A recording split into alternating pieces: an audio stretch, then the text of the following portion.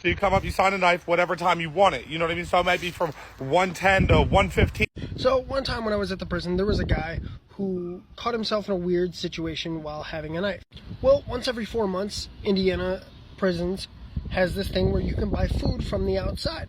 Every once in a while, they'll change it up. You know, one time they'll have pizzas and you could buy a large pizza for $50.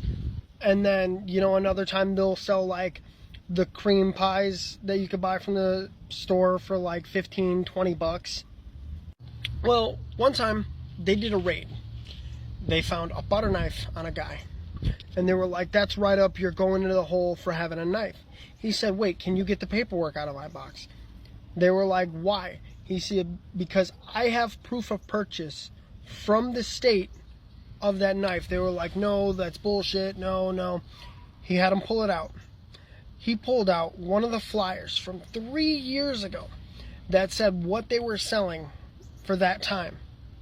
The flyer said they had steak for sale, and it came with a butter knife and a plastic fork. He ended up keeping that. He kept the flyer and the proof of purchase. We ended up having to have a lieutenant come down so they could have a conversation to try and figure out what to do about this, because it was provided by the state and he has proof of purchase. So if they were to try to hit him with a write-up and then he has proof that they gave it to him, it could be possibly a lawsuit, especially if they were to send him to the hole. He ended up getting to keep that because it was provided to him by the state. And then once everybody found that out, people tried to use it, and he found out if he gave it to anybody, it would be thrown away immediately and nobody would have it. So this dude ended up creating a list on using it, like, hey, you want me to do it?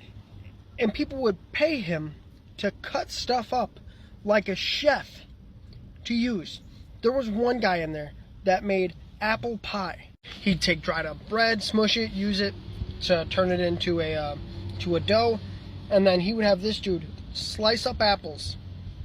They would marinate the apples in peach Kool-Aid and then basically boil them inside the microwave, and all kinds of people would use this man's services to just create everything. So in a sense, this man did indeed have a knife list.